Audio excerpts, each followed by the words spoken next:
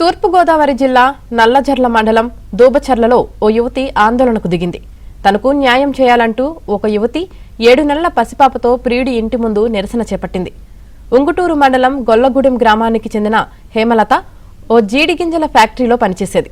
యజమాని కుమారుడు అనిల్తో ఆమెకు పరిచయమైంది. ప్రేమిస్తున్నానని లొంగదీసుకున్నాడని హేమలత చెబుతోంది. సంవత్సరం క్రితం తల్లితో కలిసి నల్లజర్ల పోలీసులకు బాధితురాలు ఫిర్యాదు చేసింది. అయినా ఇప్పటి వరకు తనకు న్యాయం జరగకపోవడంతో 7 నెలల పసిపాపతో కలిసి ప్రియుడి ఇంటి ముందు బైఠాయించింది. ఇప్పటికైనా ఉన్నతాధికారులు స్పందించి తమకు న్యాయం చేయాలని బాధితురాలు ఆమె తల్లి కోరుతున్నారు.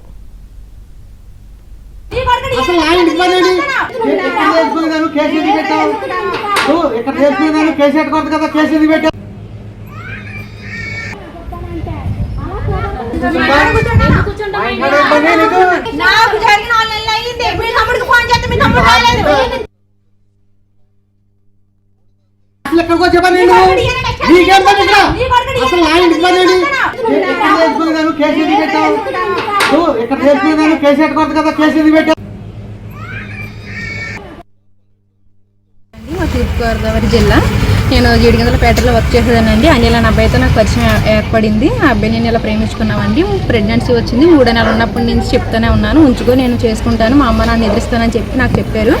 దాని తర్వాత తన పెళ్లి చేసుకోకపోగా నన్ను తిట్టారండి. వాళ్ళ పేరెంట్స్ తోటి వీళ్ళందరూ తిట్టిన తర్వాత నేను నల్లజర్ల స్టేషన్ వెళ్ళి కేసు పెట్టాను.